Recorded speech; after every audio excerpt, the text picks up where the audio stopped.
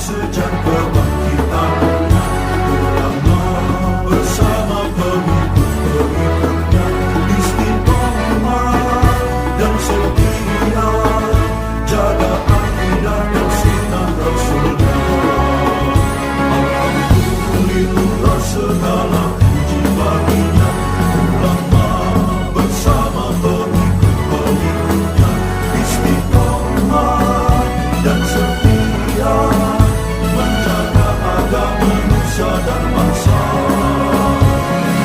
Mari kuatkan niat kita, kita bulatkan tekad kita, terus lanjutkan amal kita, mengembangkan hikmah kita. Bismillahirrahmanirrahim. Qala al-muallif rahimahullah wa nafa'ana bihi wa bi'ulumihi fid dharain amin. Hukmus syahidi, hukum orang yang mati syahid. Asy-syahidu huwa man mata bisababi qitalil kuffari. Orang yang mati syahid atau syahid jamaknya syuhada adalah orang yang mati sebab memerangi orang kafir. Fayahrumu ghusluhu, maka haram memandikannya. Wassalatu alaihi, haram juga mensolatinya. Wal afdalu, dan bermula yang paling utama, ayyukfana fi thiyabihi, dia dikafankan fi thiyabihi, di dalam bajunya si syahid, ba'da izalatin najasati ghairid dami, setelah menghilangkan najis selain darah. Lima sahha, karena hadis sahih an Jabir radhiyallahu anhu, anna Nabi sallallahu alaihi wasallam, bahwa Nabi Muhammad sallallahu alaihi wasallam, amara fi qatla Uhudin, Nabi memerintahkan terhadap orang yang terbunuh di perang Uhud, memerintahkan bidafnihim, untuk menguburkan mereka, bidimaihim, dengan darah-darahnya syuhada Uhud, walam yusalla alaihim, dan tidak disolatkan para syuhada Uhud, walam yugsalu, dan juga tidak dimandikan. Rawahul Bukhari. Ini hadis yang diriwayatkan oleh Imam Bukhari. Bab yang lalu, pertemuan yang lalu kita sudah membahas bagaimana mengurusi jenazah, mulai dari memandikannya, kemudian mengkafani, sampai menyolatkannya. Karena itu yang wajib itu 4. Yang wajib adalah memandikan, kemudian mengkafani, apa lagi? Setelah itu mensolatkan, yang keempat menguburkan. Ini hukumnya wajib. Untuk jenazah mayit yang meninggalnya bukan syahid, meninggalnya bukan sebab peperangan dengan orang-orang kafir, maka diberlakukan yang sudah kita bahas kemarin, ya, dimandikan, kemudian dikafani, disolatkan, sampai disolatkan kemarin pembahasan terakhir. Nah, bagaimana dengan syahid? Syahid itu orang yang mati sebab berperang melawan orang-orang kafir. Kalau berperang tapi bukan melawan orang kafir, melawan saudaranya sendiri, meskipun itu saudaranya bugot namanya, pemberontak, misal ada organisasi A sama organisasi B perang, dua-duanya muslim, maka tidak termasuk syahid. Bagaimana hukumnya? Kuburin kayak biasa. Darah itu Ustaz, itu banyak banget, tetap urusin kayak biasa. Jadi tetap harus dimandikan, dikafani, ganti pakaiannya, kafani, kemudian disolatkan. Kalau syahidnya syahid yang betul di sini, yang sedang kita bahas, maka tidak perlu dia itu dimandikan, tidak perlu disolatkan. Hukumnya tidak perlu di sini, bahkan haram. Orang memang meninggal di medan peperangan, ini sebab dia memerangi orang kafir di medan peperangan, dia meninggal, maka dia haram disolati, nggak boleh. Dimandikan juga haram, nggak boleh. Jadi bagaimana?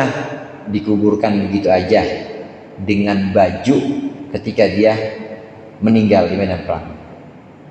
Kecuali kalau ada najis selain darah. Kita tahu darah itu kan najis. Nah, kalau ada najis selain darah, dibersihkan dulu, bersihkan. Nah, nanti setelah dibersihkan maka dikuburkan dengan pakaian itu. Karena pakaian-pakaian syuhada inilah yang nanti akan jadi saksi. Nanti akan menunjukkan sebagai buktinya kepada Allah bahwa dia meninggal dalam perang melawan orang-orang kafir. Ada yang disebut dengan syahid dunia, ada yang syahid akhirat, ada yang syahid dunia akhirat. Syahid dunia itu, pokoknya syahid itu harus orang muslim ya. Kalau bukan orang muslim bukan syahid namanya. Tapi dia ikut bela agama Islam tetap bukan syahid. Ya kalau mau kasih pahlawan aja dah, pahlawan.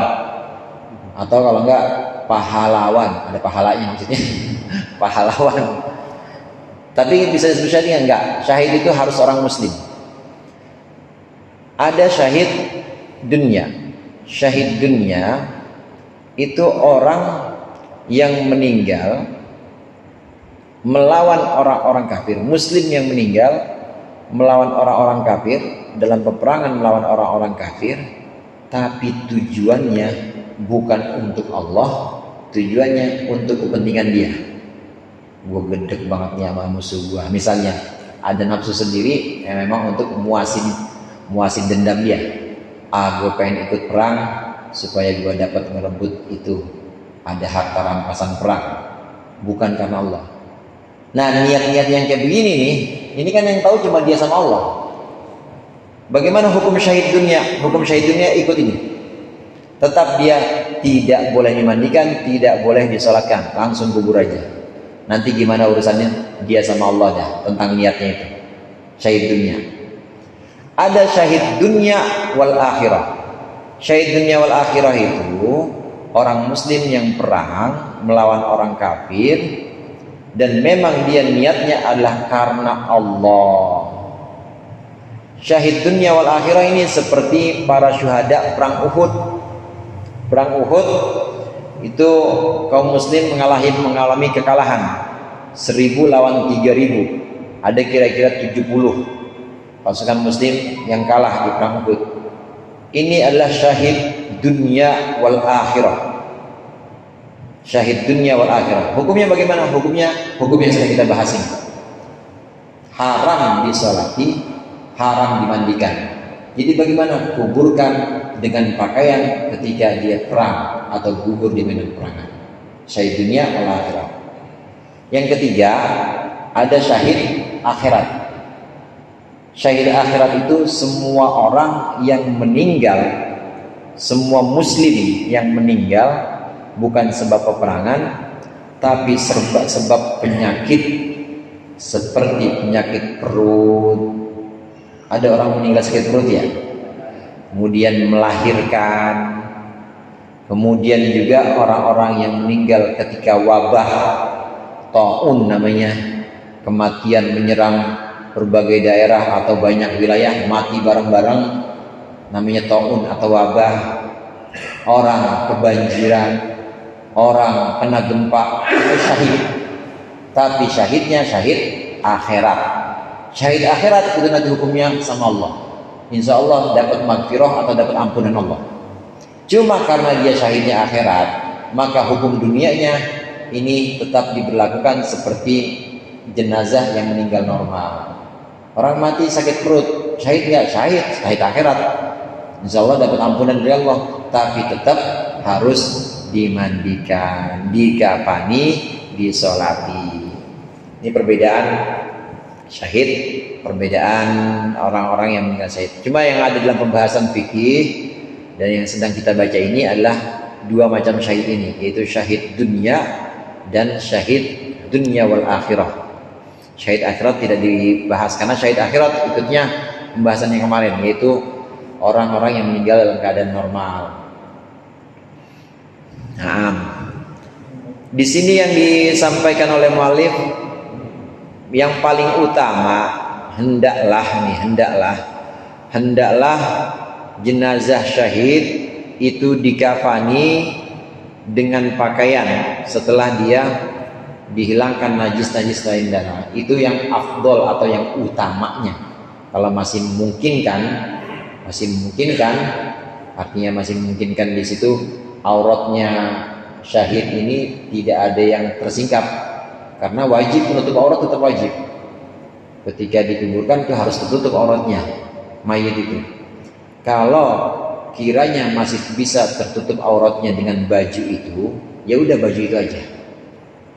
Tapi kalau kira-kira ada yang tersingkap auratnya karena kena pedang atau karena kena bom misalnya, ya udah nggak mungkin lagi terbuka semuanya. Nah, senjata, maka tetap pakai kafan. Cuma baju yang ada di situ dibiarkan, jangan diangkat maksudnya. Dibungkus lagi pakai kafan untuk menutupi auratnya. Cuma baju yang dia pakai tetap dibiarkan dengan darah-darahnya, ya najis yang selain darah itu dihilangkan. Ini afdoliyah atau yang utamanya demikian. Hadisnya hadis sahih bahwasanya Nabi Muhammad menguburkan dan juga menguburkan syuhada Uhud itu langsung dengan pakaian-pakaian para syuhada Uhud, tanpa dimandikan dan juga tanpa disolatkan. Hadirin jamaah rahimakumullah, syahid dunia wal akhirah, orang-orang yang meninggal dunia syahid, maksudnya syahid dunia dan akhirat, ini tidak perlu disolatkan, bahkan hukumnya haram, tidak perlu dimandikan, bahkan hukumnya haram, karena memandikan itu justru menghilangkan bekas atau bukti kesyahidan dia. Mensolatkan ini juga seolah-olah ngeledek dia, karena orang syahid itu udah nggak butuh doa. Kan kalau kita nyolatin berarti doain, Allahumma gfir lahu warhamhu wa'afi wa'fu anhu. Mana doanya panjang malah kita tambahin lagi wawasimat kholahu. Kata yang syahid ini, lama-lama amat sih gue udah pengen ke surga ini katanya, udah nggak usah pakai didoain. Bagaimana mungkin orang yang sudah pasti masuk surga, surga udah terbuka aja itu buat dia, surga udah terbuka untuk orang yang mati syahid. Bagaimana mungkin dia yang udah pasti masuk surga didoakan tuh nggak perlu. Makanya saya bilang tadi, orang yang mati syahid disolatkan hukumnya haram karena ngeledek itu namanya, ledek dia. Nah, kata syuhada atau kata yang mati syahid, lu aja doain dulu sendiri aja. Doain urus sendiri-sendiri, aku mau doa masuk surga dah pengen buru-buru nih. Jadi haram mensolati jenazah yang mati syahid. Memang ada beberapa pembahasan dalam kitab fikih. Ada orang yang mati syahid memerangi orang kafir, dia matinya itu sebab senjatanya sendiri. Jadi bukan niat bunuh diri, tapi karena kena senjata sendiri atau kena senjata temannya, nggak sengaja. Apakah ini dihukumi sebagai syahid? Maka tetap hukumnya syahid, meskipun bukan dari senjata lawannya.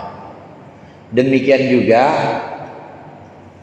pasukan yang perang melawan orang kafir, seorang muslim dia maju ke medan peperangan, tahu-tahu jatuh dari tank, kelindes, syahid juga, meskipun belum kena senjatanya pasukan. Begitu juga tentunya jelasnya yang jelas-jelas kena senjatanya musuh udah pasti mati syahid. Nah, bagaimana kalau orang yang meninggalnya ada jarak, jatuh dari tank yang nggak kelindes, cuma dia luka fatal, balik rumah udah sempat sembuh, nonton bola lagi, nggak lama rumah sakit mati.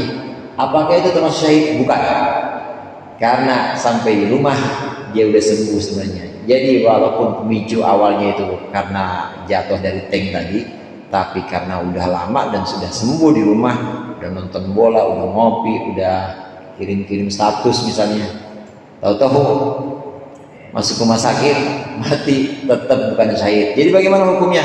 Hukumnya seperti jenazah biasa, ya wajib dimandikan, dikafani, disolatkan dan seterusnya. Ini perbedaan-perbedaan yang ada dalam macam-macam ya sebab kematiannya. Hukmus siqtu, as-siqtu in kharaja hayyan walau bihtilajin fa hukmuhu hukmul kabir. Ini adalah hukum bayi keguguran. Bayi keguguran, gimana bayi keguguran? Perlu disolatkan nggak? Perlu nggak dia dimandikan, dikuburkan seperti mayit-mayit atau jenazah lain? As-siqtu idza kharaja hayyan, bayi keguguran ketika dia keluar dalam keadaan hidup, walau bihtilajin, meskipun dengan jalan dicabut, maksudnya semacam sesar, fa hukmuhu hukmul kabir, maka hukumnya hukum orang dewasa. Yugsalu, dimandikan, wa yukfanu, dan dikafankan, wa yusalla alaihi, dan disalatkan, litayaqquni hayatihi wa mautihi, karena yakinnya ada kehidupan dia dan kematian dia ba'daha, setelah hidup. Wa in kharaja mayyitan, dan jika bayi keguguran keluar dalam keadaan mati, waqad balago arba'ata asyurin, dan sudah mencapai umur 4 bulan, wajaba ghusluhu wa takfinuhu, maka wajib memandikannya dan mengkafankannya, wa dafnuhu, dan juga mendam atau menguburkannya bila sholatin, dengan tanpa sholat, li adami tuhuri hayatihi zuhur, li adami zuhuri hayatihi, karena tidak nyatanya hidup si arba'a asyur atau 4 bulan tadi. Wa in kana aqalla min arba'ati, wa in kana aqalla, dan jika ada yang keguguran itu, bayi keguguran lebih sedikit, min arba'ati asyurin, dari 4 bulan, nudiba satruhu wa dafnuhu, maka disunahkan untuk menutupnya, wa dafnuhu, dan menguburkannya. Ada beberapa kondisi untuk bayi keguguran. Bayi keguguran paling gampang patokannya, kalau dia keluar dan masih ada tanda-tanda kehidupan, keluar teriak atau mati, keguguran. Mau keguguran itu belum 9 bulan, belum waktunya keluar, dia udah keluar 6 bulan misalnya, atau 5 bulan. Andai dia keluar masih ada tanda-tanda kehidupan, sempat teriak atau sempat gerak, maka dihukumi seperti orang dewasa.